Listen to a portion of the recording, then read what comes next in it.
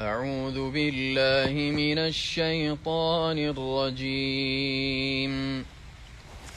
ووصينا الإنسان بوالديه حسنا حملته أمه كرها ووضعته كرها وحمله وفصاله 30 شهرا حتى إذا بلغ أشده وبلغ 40 سنة قال رب أوزعني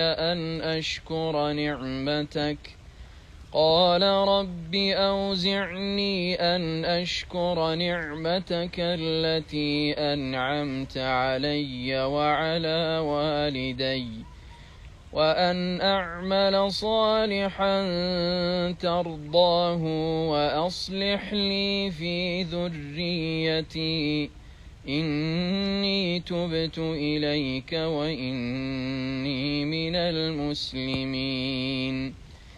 أولئك الذين يتقبل عنهم أحسن ما عملوا ويتجاوز عن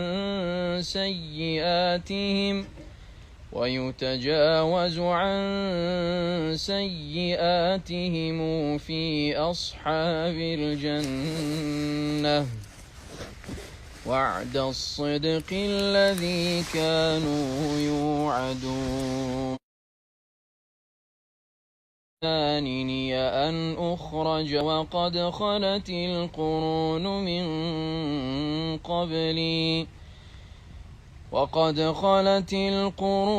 من قبلي وهما يستغيثان الله ويلك آمن إن وعد الله حق فيقول ما هذا إلا أساطير الأولين.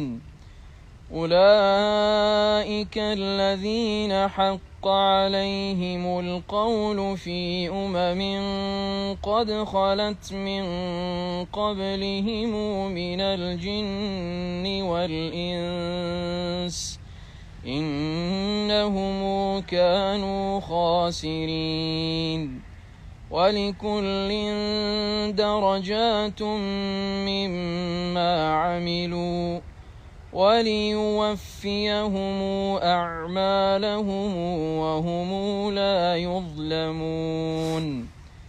ويوم يعرض الذين كفروا على النار أذهبتم طيباتكم في حياتكم الدنيا واستمتعتم بها فاليوم تجزون عذاب الهون بما كنتم تستكبرون في